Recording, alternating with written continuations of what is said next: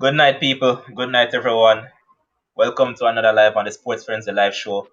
I'm your host, Levon, and with me tonight I have Sherwin, the Arsenal man, Shakes, the United man, and Jason, the United man. Good night, gentlemen. How are you doing? Good, you know. Good. They said the weekend Oh treating no good man, or no disappointed. no know about bones. We Quite good. happy. Me alright. Me alright. Alright, Leave so good. Bones. Yeah. I said the weekend never treated that good in us, but boy, me have started off just like this. I mean, yo, mother beat you with piece of bread, but no brother, can you tell him man if you go buy Habermayang a trick? Brother, where was Man, Habermayang in that match? listen to me, man. The referee kill with my youth. You don't see that? The referee kill with Bones, man. looking at the camera, man. Let the people them see your reaction. Come on, At man. Don't do least, that. at least the referee on our side give with the penalty. Aubameyang would have more than in for a hat trick and the day. More than it. But it is what it is. If that is not a handball, then I want the entire footballing nation to explain to me what a handball is. Honestly to God. Honestly. Explain to me what a handball is. Bones, Hmm? I see you have a lot of company right here. I remember you came on the live and said this. So you shift and saying that Gunners to the world, we're not losing another game this year. You remember you came here and said that? To the shift and say, yo, watch his speech because the last time you did that, you have to run and hide. Am a But Arsenal fan?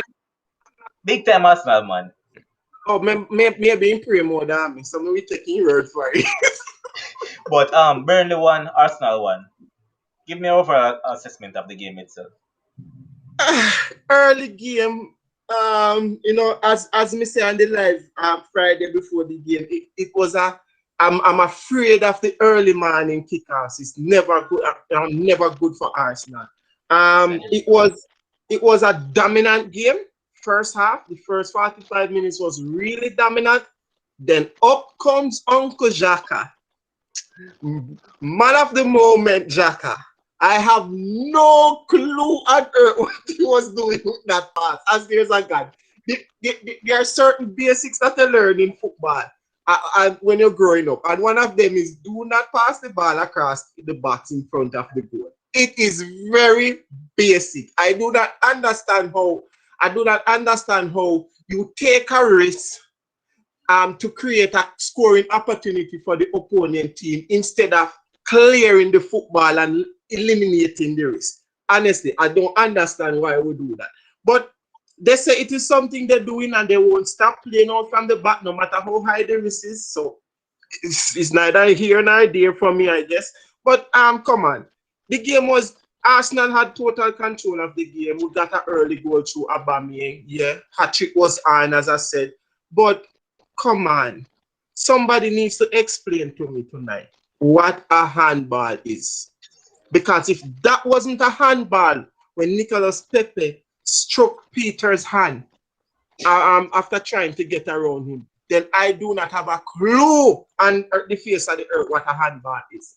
Honestly to God, that has to be a penalty every single day. And if you check the game and look at the one that he got red card for, which was clear and obvious shoulder, and they went to VAR and they actually stopped the game, went to VAR, did their check and everything. Not even the first one, guys, not even as much as to call the referee to the monitor and say, hey, you have to determine this one for yourself, because me I think say on a handball, but you might think differently.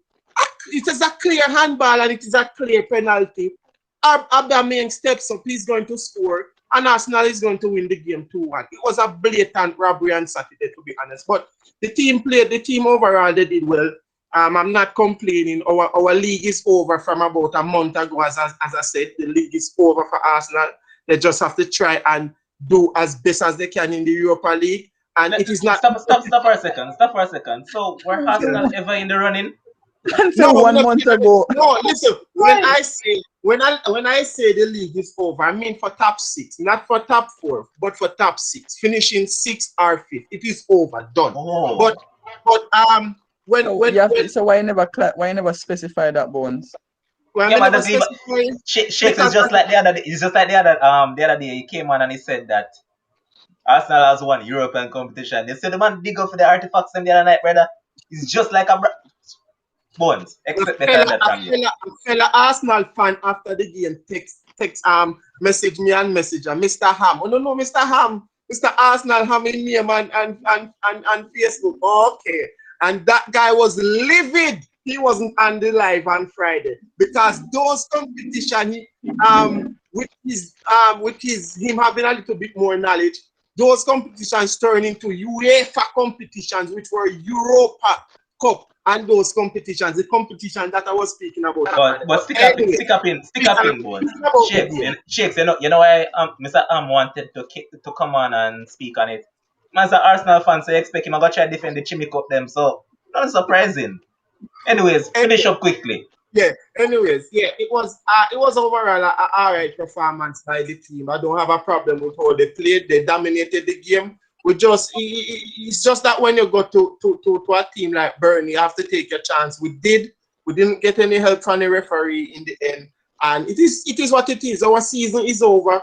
Our season is over. We're going to finish 10th in the league. It is no longer Project Liverpool. It has to be Project. It has to be Project Chelsea when Chelsea finished 10th in the league about 3 to 4 seasons ago and then came back and win the league the other season. That's what Arsenal have to model their thing around. It's not no more Project Chelsea, Liverpool. It has to be Project Chelsea where they try to come back next season and try to finish as high up the league table as possible. But for now, Arsenal is finishing 10th and the whole world knows that and the whole world can see. Alright, so can I have the final say now, boss?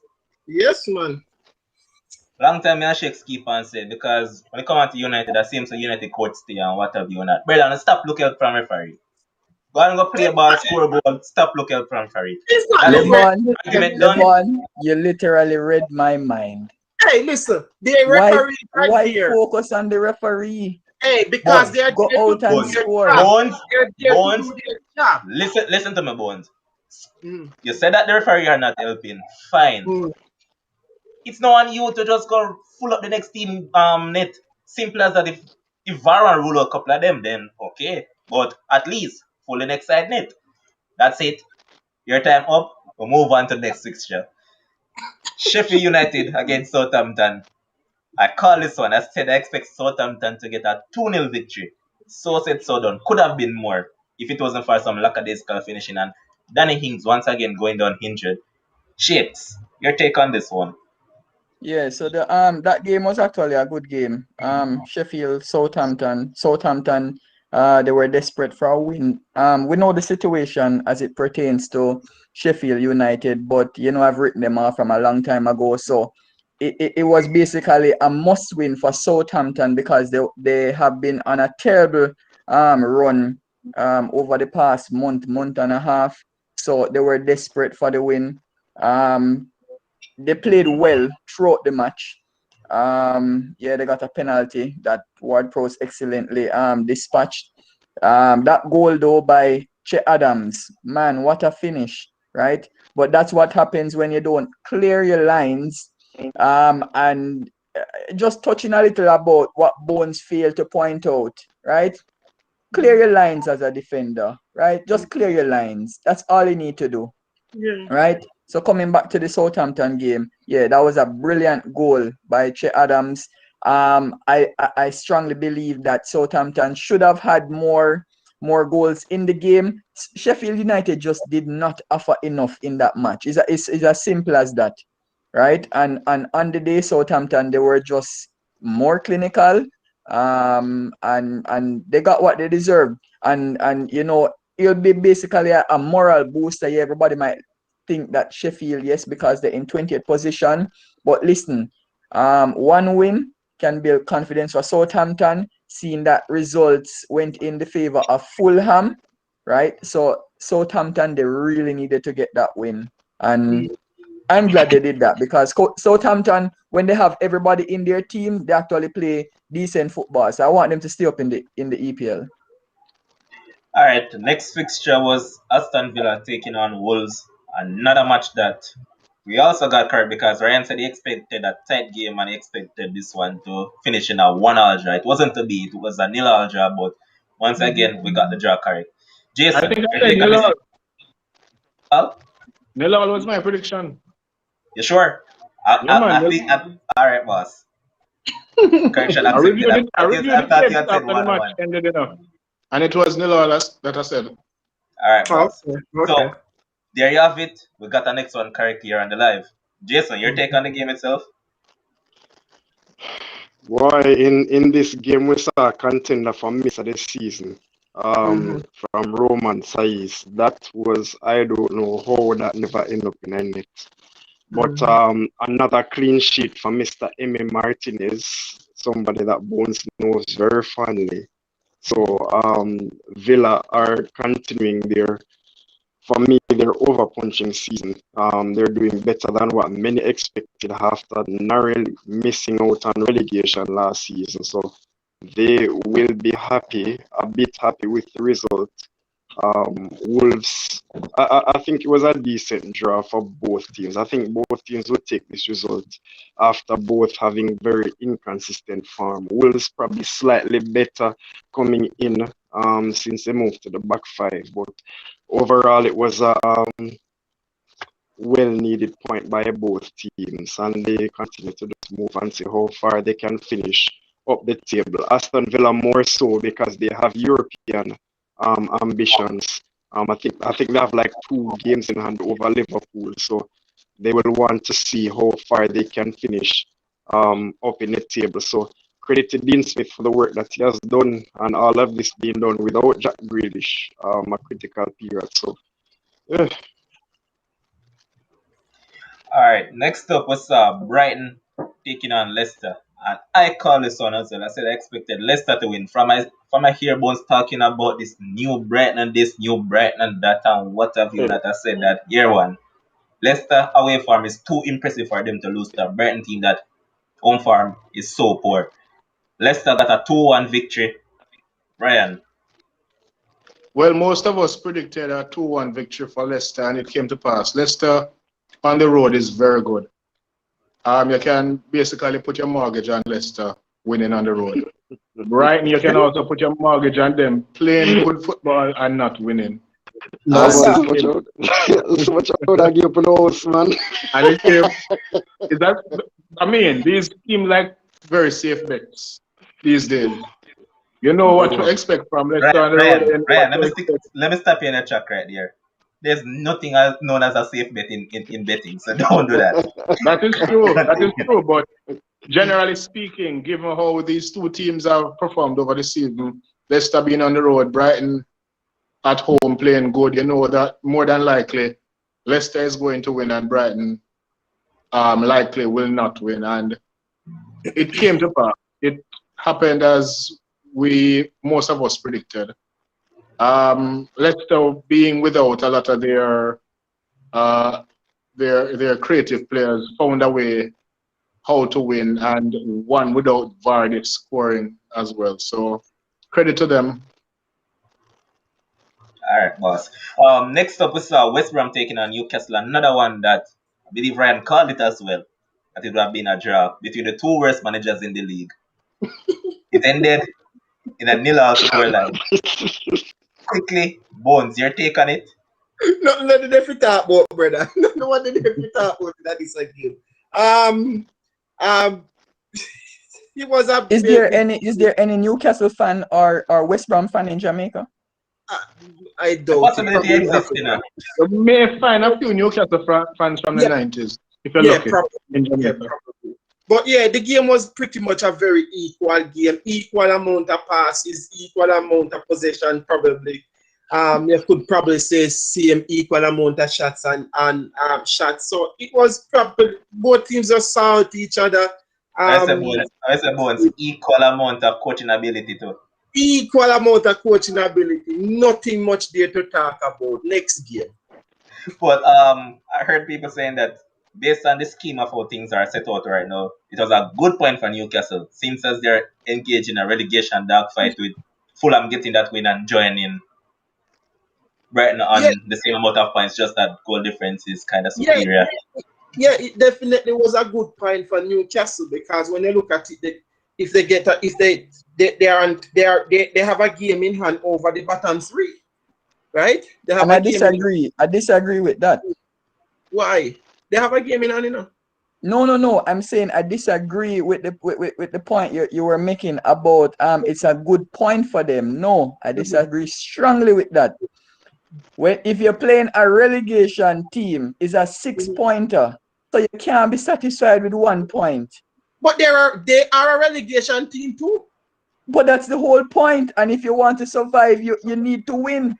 So you can't be satisfied with a point. Yeah, No, I agree with Bones, you know. I agree with Bones. If you have a game in hand and you're not in the bottom three, then a point, relatively speaking, well, given this situation, is a good point.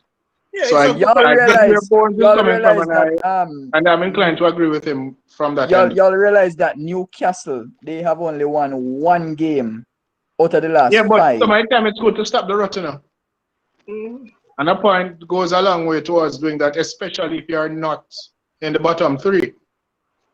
But how Because far are they from it? They're only a point above it in the boss. So 1 but when you point. but when you Yeah, look at exactly. the So you see how important that point is? yeah, but when you look at No, their no. next 2 games, their next Ah. 2 games is Aston Villa at home and Ah. Brighton away.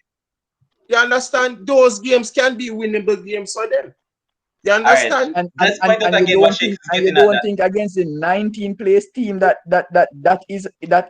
shouldn't be a win? Why? They're Shakes equal like teams, that. you know. Remember that it's not like Castle is leaps and bounds better than No, West man. Brom. They're basically In terms of unequal quality, footing. wise, come on, man. Newcastle is superior to West Brom. Newcastle Yeah. I don't know how much should be superior. I don't winning know how that much game. superior.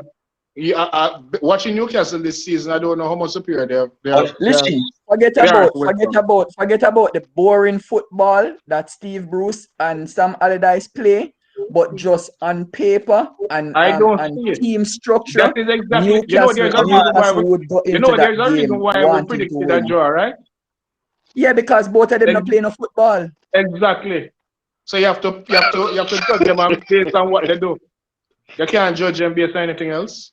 No, man. But what we're saying is that overall, as a squad, Newcastle is superior to the man. We can't go Newcastle around would that. exactly. They have the better Because players. if I start flipping off the Newcastle players' name, you'd be like, what about the Exactly. West Brom not good as them, man? Yeah?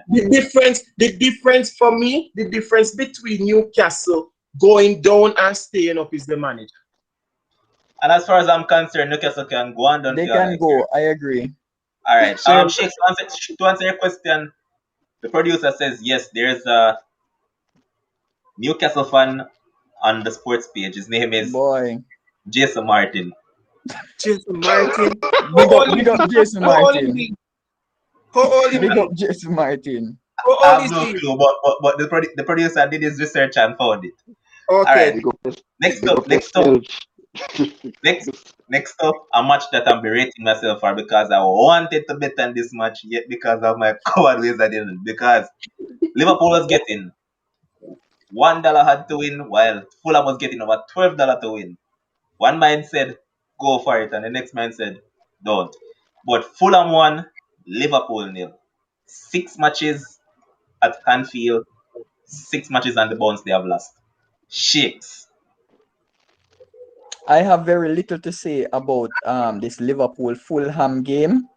I will stress though that when I used to come on this live and big up Scott Parker and point out that if y'all watch what Scott Parker is doing with those quote unquote inferior players, you actually see an ideology, you see a philosophy, you see a team identity. Listen, all I will say is Fulham should have give Liverpool about 3 in another game there. Mm-hmm. And I Yes, don't think exactly. and I I want, don't think I want to not say thanks even to this the most diehard Liverpool fan would disagree that Fulham should have beaten them by 3 goals or more. I mean, I like how Salah plays still. That duel on the ball and then Lemina just took it from It him. was a Wonderful it was play, a man. wonderful assist by Salah. Superb, Wonderful. man. The only assist of the weekend that actually beat that was Xhaka assist.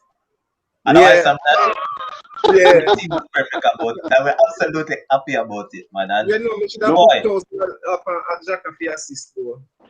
boy, but the thing is that though, what is really going on wrong with them though, Shakes? Because he decided that he was going to change up his starting 11 and all of that, and he did.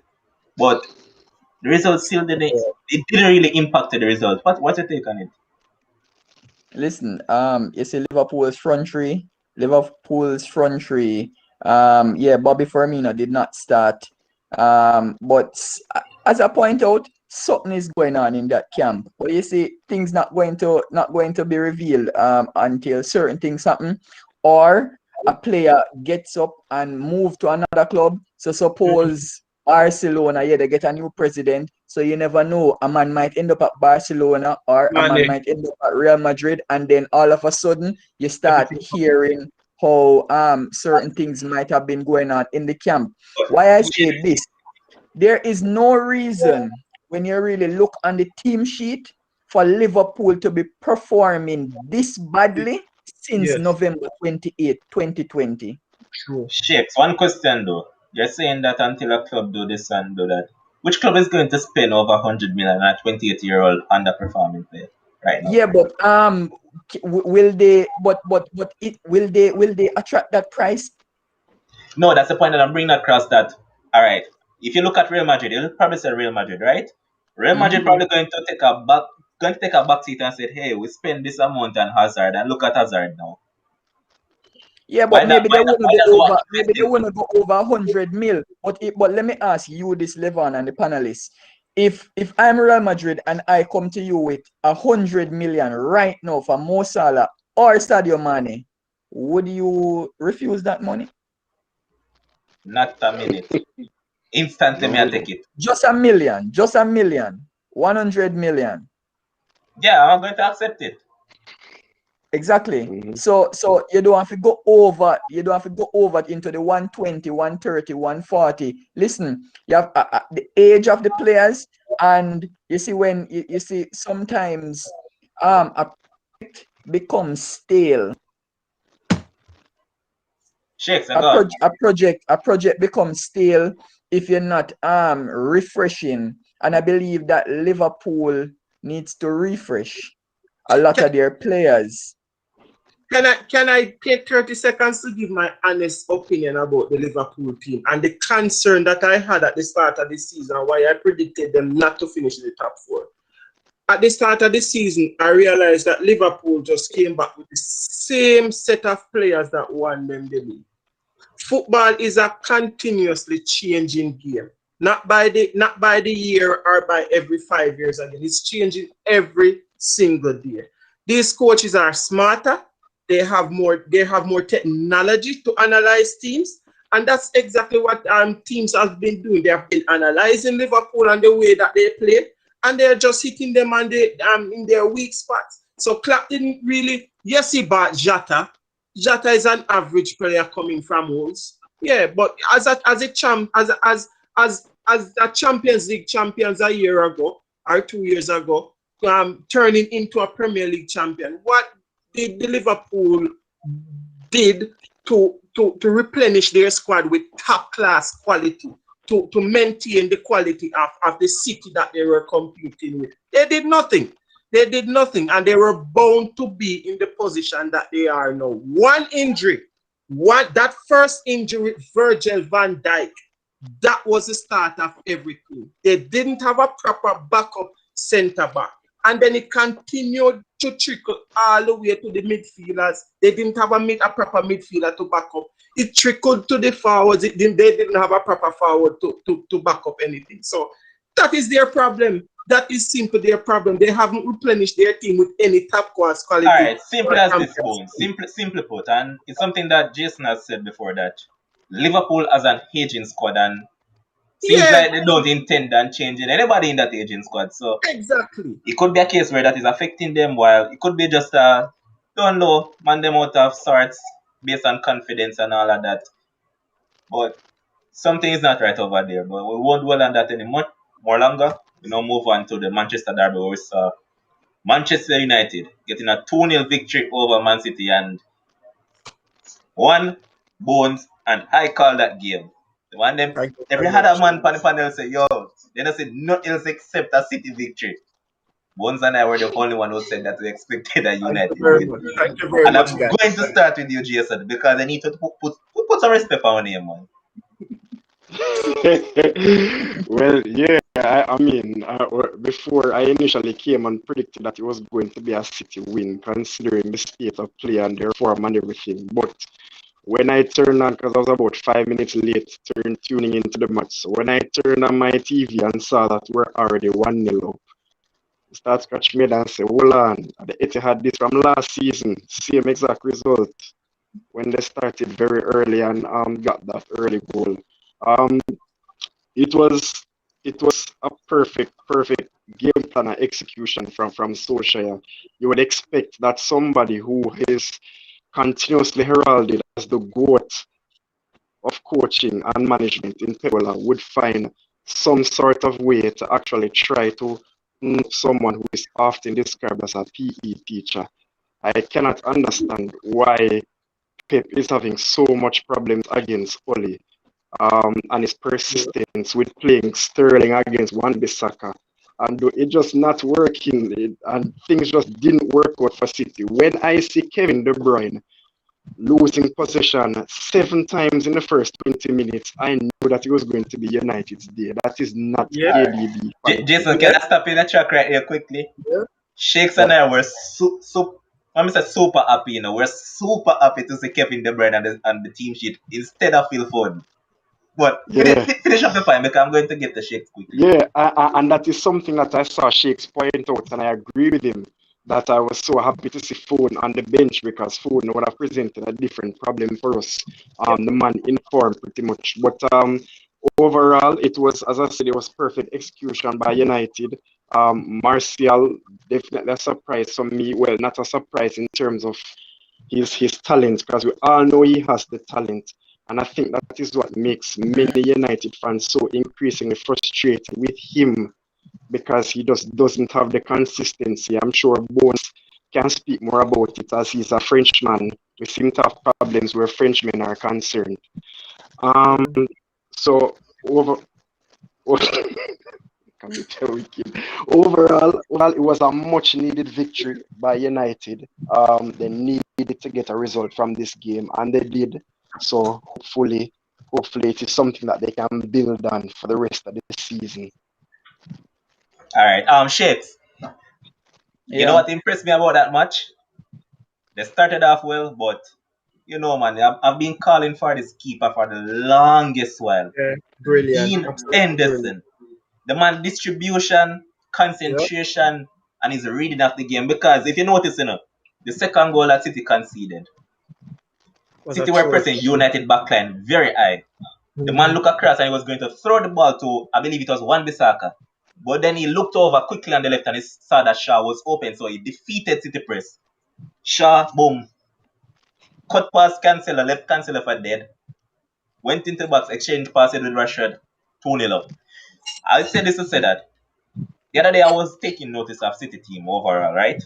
And I'm saying that you know that if you're a thinking coach, it's not hard to beat City. Reason being, it's when City is in possession, whichever particular player of the ball, he has at least 4 or 5 other City players in close proximity. So guess what? They have a cluster of players in that same space in which you leave one of the flank open.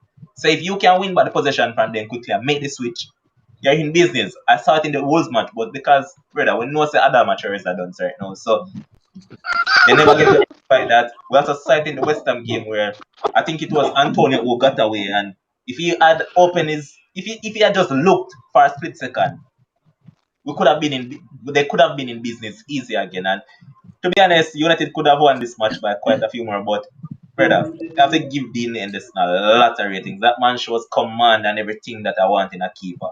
DDG, you can stay. To be honest.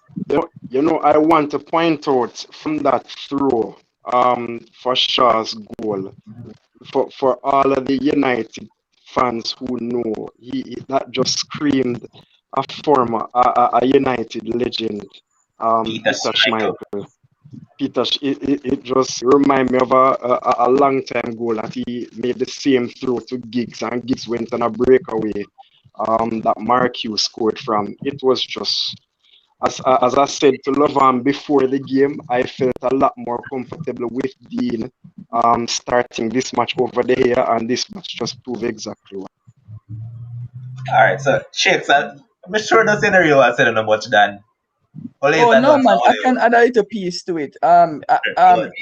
You and I have spoken on length about Dean Henderson and the fact that we believe that. I know that you say right now, I'm like next season Dean Henderson must, not should, must be number one at Man U and be the keeper for Man U until at least 2032, right? For at least 10 to 12 years, right? That's number one. Number two, I am so happy that Pep left his best player off his team for that match. Yep. I don't care what nobody wants about Ilkay Gundogan. The best player at Man City this season has been Phil Foden. Anybody who get up and say nay, y'all just hate him. Because you know that I don't give credit to English ballers if it's not due. And Phil Foden has been the best player. So you see, when I never saw him in the team sheet, I was like, yes. Oh, yes, Pep, you're overthinking a game again. And you have kept your best player on the bench, not realizing that, oh, man, you playing with two clones as central defensive midfielders, one that come from Malta that claimed to be a Brazilian, but just a Brazilian mug, right? Because a man Brother, why you said still Fred, considering so much, brother? listen, if Fred was supposed to catch a flu and pass it on to somebody, y'all would be safe. You would never get the flu. You would never get the flu, right? But listen, I was happy with Pep's selection. I'm not even going to talk about Raheem Sterling, because Raheem Sterling and Wan-Bissaka, he's always in the pocket, right? Always in the pocket. He just can't. One on one, Raheem Sterling can't get past Wan-Bissaka. So I Sterling know starts that. every game in a Wan-Bissaka pocket, you know. What again?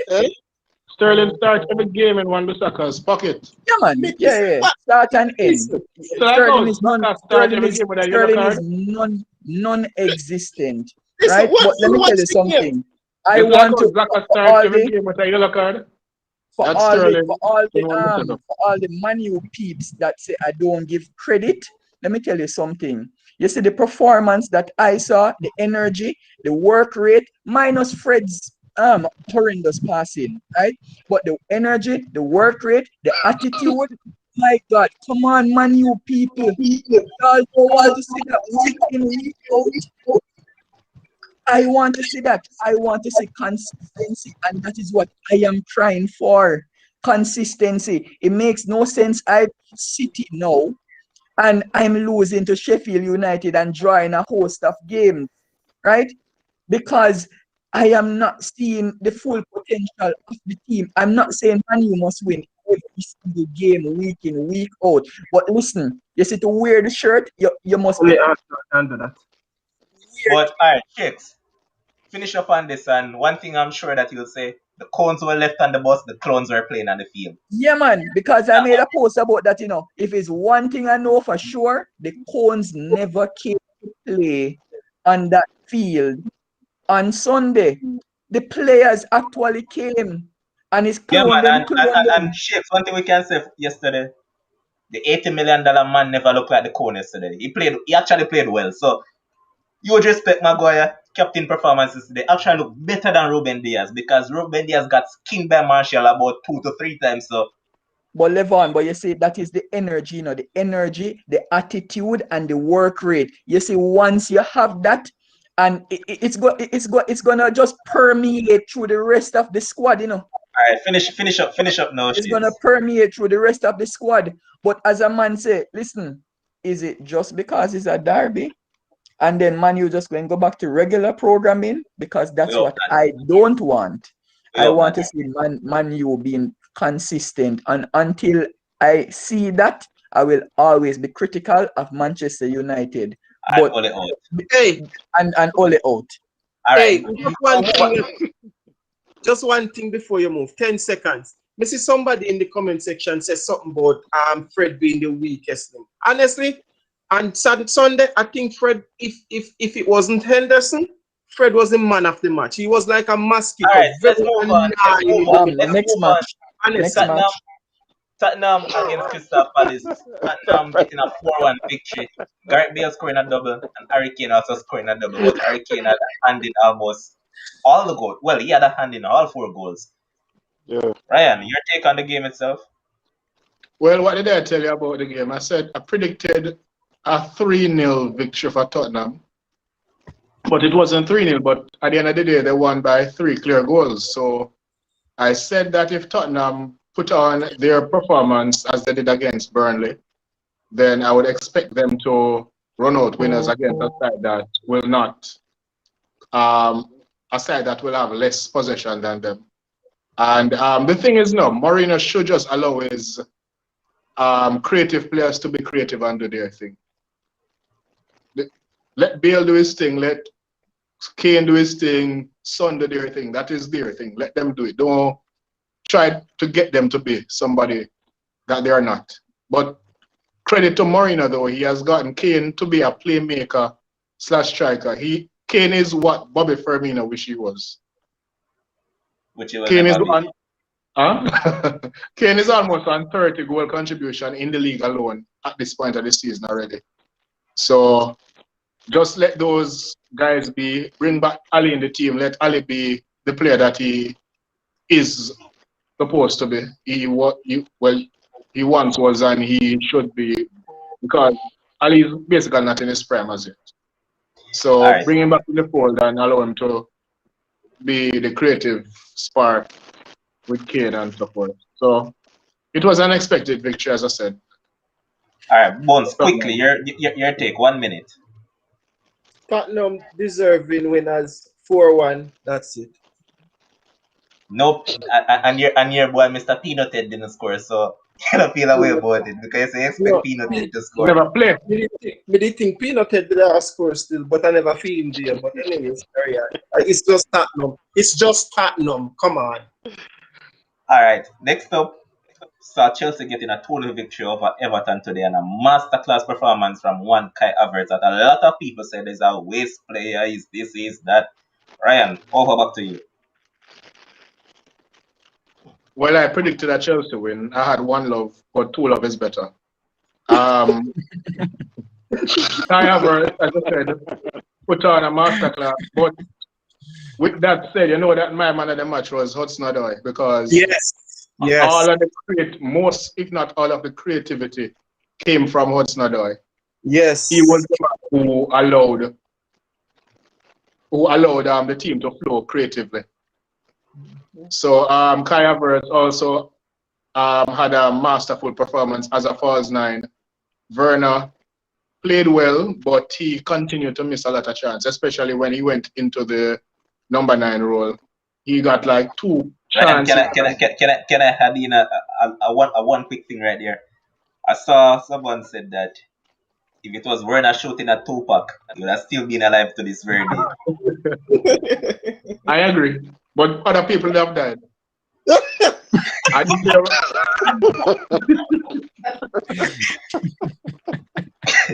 Alright, continue on. Yeah. So like I was saying, Werner played very well outside of the fact that he continued to miss easy chances, and he's snatching at the chances, because the first one that Pickford saved, he had time to cut back inside on his left foot and try to go over Pickford or go to the far post, but he took the shot too early, and there was another chance also that he snatched at. So he's getting into the right positions, but he's not finishing properly. Don't worry yourself, man. He'll soon be up and running. But one quick question to you. This is the last thing on the Chelsea match. What's your take on your coach, Mr. Tuchel, keep on coming out and saying that Pulisic is better off the bench and this and that about him? So I'm saying that you're the one who gave this player his break. Yet, since you have come over, I'm not quite sure if he has started a game under Tuchel. Probably he has. Probably he started 1 game, if I'm not mistaken.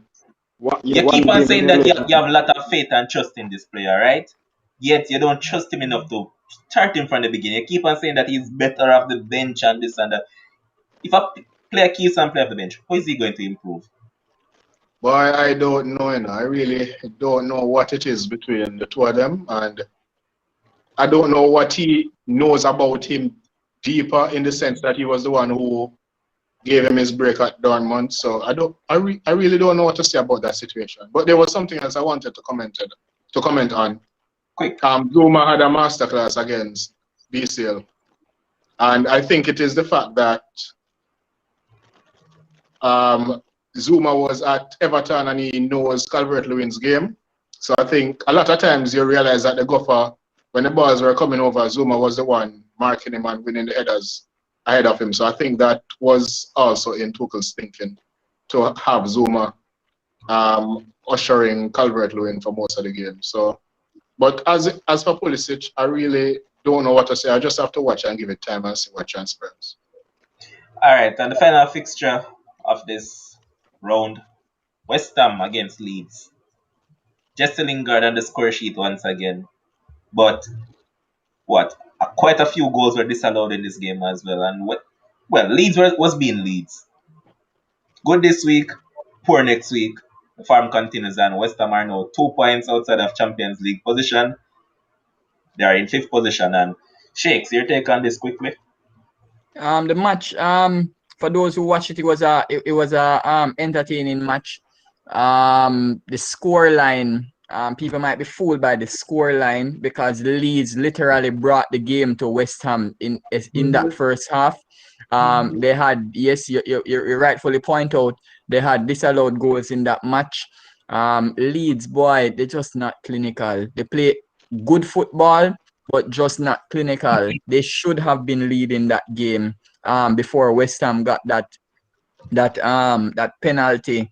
And listen, you see, once Leeds concede the first goal, that's basically it for them. Yeah, they might score a consolation, but that's it for them. If they don't go in front after dominating possession and having the ball in the final third, right? If they are not in front, say at halftime, they don't win games, right? And as I said, they're just not clinical enough in front of goal because the number of it doesn't make sense you have twice the number of possession in the game.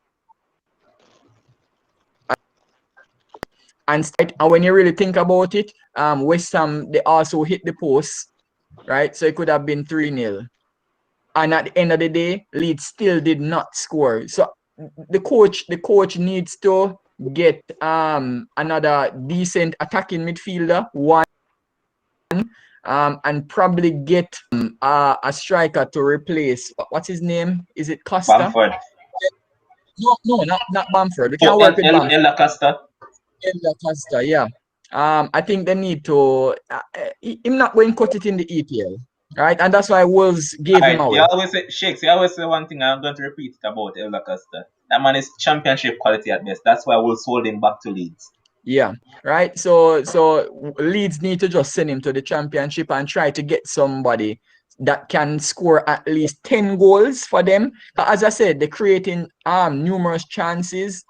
So they just need somebody that will give them some goals and help out Bamford up top. But West Ham, they have been getting decent results over the past 2 months, and despite barrage that Leeds went on in that first half, they still came out victorious, right? So the David Moyes no pressure train rolls on. All right, so one thing though, you mentioned the fact that Leeds got 2 disallowed goals, but those goals were rightfully disallowed. But at the end of the day, Bamford had 2 clear chances that he should have put away, and he missed them. So Leeds, at the end of the day, had a chance to at least get a point from the game, and somehow they did not get a point. Yeah. And West Ham right now, I wasn't taking their top 4 challenge seriously until today, when I look at the table and realize that we are in the home stretch of the league right now, and they are up there, so we have to take them serious. Them coming All right. fifth, man. So that's the end of the EPL review. I will now touch on a topic that is being making the rounds: the the impasse between the Jamaica Football Federation and its players. So there was an article in a particular newspaper earlier on today that says, although the Jamaica Football Federation has offered new contracts to members of its senior men's team, there's still an impasse as players have refused to put pen to paper. They are understood to not only be uncomfortable with the terms on offer, but what they believe is unfair and unprofessional treatment meted out to them. We had discussed this somewhat. I remember Shakes, Demo, and I were on it, and we were talking about it, and we said that the players were being irrational, but Shakes, I'm going to come directly back to you.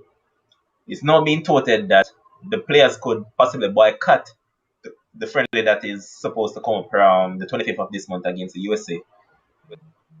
If you were the president of the Jamaica Football Federation, what would you do in this case? Do away with those players and go for the English players that are actually interested in coming?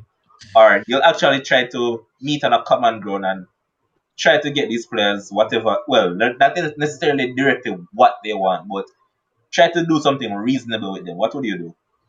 All right, so it is a tricky situation, and even though I said I wasn't gonna stick with the players for wanting that high price, you have to give something reasonable. I think we all agreed with that on the live that we were discussing that we're not working with what JFF gives for the lowest, the minimum, right? You have to find some common ground where, yeah, it's a negotiation. That's what a negotiation is all about. You try to find some middle ground or 45 or 55 ground thereabout, right? The JFF, can you ask this question? If he should just do away with those players? No, he can't. You know why? Because that would literally put the program in ruins. Because if you don't get all of those overseas based players to come, and remember, those players are really to supplement the core that we have been working with. Right. So when you add those players, that would give the overall squad, say a 30-man squad that they would then pick the final 23 from, right? In terms of the best of the lot. So you can't do away with those players because that, as I said, you're not playing football in Jamaica and you don't know when that is gonna start because COVID rising. So we all know Jamaica not going to have no football for the rest of the year. So you can't shoot yourself in the foot by throwing them away. So even if you don't want to give a particular figure, you're going to have to do it because when you think about the overall picture, the optics of everything, you might just have to put in some more. So yeah, we had said that 7,000. For me, that is too much during this COVID pandemic. But suppose you can get to a 4 or 5 common ground where the players getting 4 or 5 or at least $5,000, and then there is something that has to be put um in in a contract or some legal documentation where the players are incentivized, right? So that you know that okay, if you win games, yes, plus if you get to the World Cup, you get a certain amount of money. If you actually reach to the World Cup, you get even more incentive. So basically, like a double incentive, right? So you get the first incentive for winning matches to qualify, and then once you reach, you get an automatic incentive. And anybody that contributes to the campaign, that I believe should be there, because it's not every man that play during qualification will necessarily end up on the plane to go to the World Cup, right? So I think that those things need to be put in writing and they sign off on it. Yeah, because that's the only way. That's the only way you're going to get these players, because the players sticking with what they know, and as I said, they are able to do that simply because of COVID and the restrictions that will be in place in getting persons to come and play for the national team right now. All right, so Ryan, I direct this question from Trevor to you: that Where is the JFF to get these money from? I assume Trevor is speaking about the 7-5 that the players are Yeah, man. asking for. But when I listened to Andre Blake's interview, it basically he basically said what I thought, that the 7-5 was not exactly what they want. They are just negotiating, and when you negotiate, you start from a high position, and then you work your way down. So I think their issue, not I think, Andre Blake basically said that their issue with JFF is trust. Good. There's a trust deficit concerning both parties, and they are looking out for their interest based on the fact that they have seen a lot, and based on that they don't trust JFF to be of their word. And remember, there have also been incidents where they pay them money, put them on economy, while you have members from the federation flying first class. So the players look at all of that, and it affects their thinking.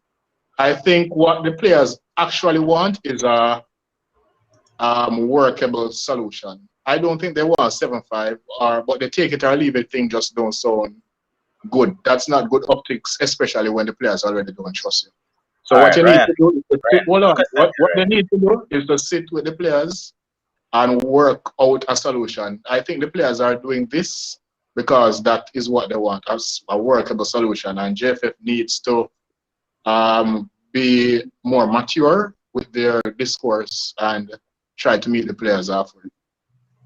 All right, let's ask the question again, Ryan, because, all right, first though, are you a fan of cricket? Yeah.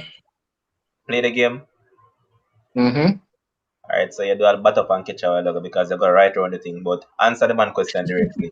Where is the JFF to get all this? Where is JFF to get this? No, I did not really go around the question. I actually said that. So answer the question directly. If he's referring to 7-5, the players obviously are not looking to get 7-5. And I explain why I think that they're not explaining where are they supposed to get the money from? Since we're assuming that yes, the JFF is supposed to do this. However, JFF get money from FIFA and they get money from sponsorship. All right, so Trevor, also, Levan, if you guys were following the first set of audio release that was released by Law, Zena, you listen carefully. The JFF, for each international friendly that the boys play, the JFF receives revenues from those games, which they use to turn over to play the boys. So it depends on the team that they're playing. So if they're going to play a USA, they're going to get more money compared to playing a Barbados. So that is one of the avenues that they're actually getting their money from. I remember that they recently played 2 or 3 matches against Saudi Arabia. So Saudi Arabia got a decent piece of chunk from those They actually got a decent piece of money from Saudi Arabia for those 2 international friendly that they played down there. So the boys, they know where the money is coming from. They actually know. But what they're commanding, everybody, they're commanding respect from the JFF. That is what they want. And as Ryan said, if you're going to negotiate, you cannot negotiate starting at $1,000. You have to put the highest figure out there. And if they say yes, then so be it. But you have to negotiate at the highest figure possible, and then you come down to a respectable total. You understand? You can't negotiate from the lowest figure, but they are mostly commanding respect. And we know that this particular federation does not respect the players. A matter of fact, they should take down the JFF sign that is up there and put up Juicy Patty's sign. All they're doing is running a patty shop. That's all they're doing. Bones. No free ads around here. Anyway. Hold on here, but remember something else that Lou said in the voice note. He said that they can request the financial statements and they have to get it. So how we know they don't request it already and get it, and they know how much JFF can afford to pay. That's also something we can. But we're assuming that we don't know. We can't right now. That's true. We're not in a position to do anything else. All right, so let's wait and see. That's all we have to do. Just hope that they come together and meet on a common ground. Players them feel happy at the end of the day. Jamaica football move on, because that's all we're asking for. They have been on the journey, and It doesn't make any sense to really make it come to a stop right here. Just come on a common ground, make the man them feel happy, you feel happy, football Yeah, move on. exactly. That's it. Yeah. Alright. Next up, we're going to look at the UCL fixtures that will take place over the next couple of days. First up, Juventus trying to overturn a 2-1 deficit over Porto. First up, Bones. Think they can turn this around? It was 2-1, right? Yeah, it was. They have an away goal, right? They have Yes, an away Bones. goal, right? Yeah, man. So- Yeah, man. Yeah. Okay, I think Juventus will actually qualify 3-2. In this case, it's hard to see them losing at home, even though they're not the Juventus that we are used to. Hold on. If the game finished 3-2, wouldn't 2-1. Porto go through? No. No. Go Hold again. on. Yeah, if it finished 3-2, if it finished 3-2 at Juventus, yes, Porto will go through because Yeah. Porto would have No, 2 he away said goals. 3-1. What is the 3-2 based on? The aggregate or on the second leg? If it Aggregate, ends 3-2, Aggregate. Oh. Okay, good. Yeah. So all may I right. look at in that. All right. Next up, we see Dortmund taking on Sevilla. Dortmund holding a 3-2 lead. They scored 3 goals at Sevilla home. Now they're back home. Ryan, I see this one panning out. I hopefully hold on. The first leg was played in Sevilla, right? Yeah, it was. So Dortmund has the advantage, but Dortmund is a team that knows how to throw away advantages. But I'm going with a 1-1 draw for this one. Given the fact that Dortmund does not have Sancho, who is very integral in their creative process, but they have Haaland, and Dortmund will also give up a goal. So at least a goal. Let me just put it that way. So based on that, I expect goals to score both ways. So I'm going with a 1-1 draw. All right. Next up on Wednesday, it's a PSG taking on Barcelona. A match that took place couple seasons back when Thomas Tuchel was the coach of PSG, and Barcelona, when they overturned the deficit, shakes. Let's see this one finishing this time around. They expect Lightning to strike twice, and let's also point out that Barcelona are on a 8-game winning streak in La Liga. How do you see this one going? Hold on, was Doesn't- it Tuchel the coach or was it Unai Emery? Unai. Believe it was two. You sure? Unai. Yeah, man, I did Unai, man. That what? That for the comeback? Yeah. Come back at Unai Unai. Emery. Madman Unai. Yeah, and then the next one, it was against United that Tuchel was the coach. Yeah. Yes. United was Tuchel. Alright, Shakes, let's see this one finishing. Yeah, so nobody needs to get on the Barcelona bandwagon. Nobody needs to go and to just bet and go and waste their money for a Barcelona comeback. It shall not happen. It's gonna be an easy kick out. Even if Barcelona scores a goal or two in the match, PSG they're going to score also. Listen, it's 4-1 right now. That means Barcelona need to score at least 3 times minimum and not concede, right? Let's just state that. So score 3 and to prevent PSG from not scoring. How are they going to do that? They can't do that. PK Barcelona win. no good. Don't watch a little PK resurgence of them in La Liga, right? The last 2 times they played a decent team. Juventus beat them at home. PSG beat them at home. So y'all really believe that Barcelona going to have the quality to get up and come and beat PSG? No. If you guys want to bet on something, just bet on goals in the match. A flurry of goals. And a flurry of goals from PSG, not Barcelona. Right? Alright, to answer to So address a comment made by Shanika. yes. Neymar didn't play the first leg either. So I don't know what they're getting at. I may disagree with Shakes. May I With? go with a may I go with a comeback? May I go with a Messi hat-trick and a 90-minute winner? May I go with a comeback? I am going with a comeback. All right, so let me continue what I was saying. Yes, both teams to score in that match. Look for a flurry of goals coming from PSG. As I said, if I'm going to give a score line, I would go with PSG 3-1 or 4-2. My safest bet would be say a 4-2 because Barcelona, they have to come out and attack. And that is going to leave space in behind for one, Kylian Mbappe. As simple as that. All right. Yes. So the final fixture of the weekend, we'll see Liverpool taking on Leipzig. Liverpool holding a 2-0 victory. This match will be played in Budapest. Your scoreline prediction, Bones? Liverpool to qualify. Their backs are against the wall. They need to make Champions League for next season, which is going to be very interesting if they win the Champions League and if an English team wins the Europa League. Those 4 spots might just cut down to 2 for Champions League next season. No, that won't happen. No, what? Correct. It won't happen. Cut down to 1? Okay. But, no, it will remain as is. Okay. As a matter of fact, there will be more. You'll have what? 6 teams. 6 I games? think so. Yeah, I think so. I'd have to research. Before they used to take away if you win the No, Europa they League. stop Not that. anymore. Okay, There will be okay. 6 teams.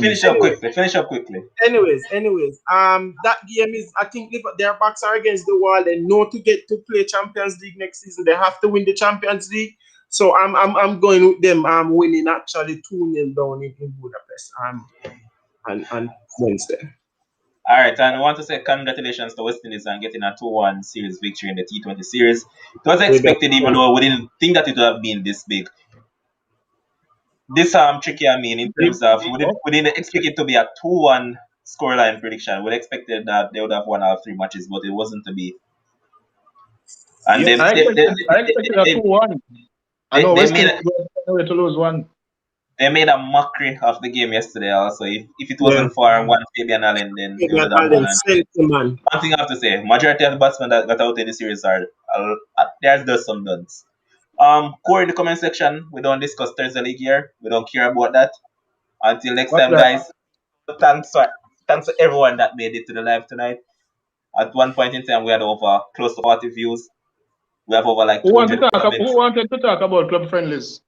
We have over 200 comments, and this wouldn't have been possible without Josh Carl, the producer. He is the one that makes this possible each and every night. Shakes, thanks once again for coming through. Bones, thanks once again. Ryan, bless up yourself. Until next time, guys. Peace out. Take care of yourself and join us again soon.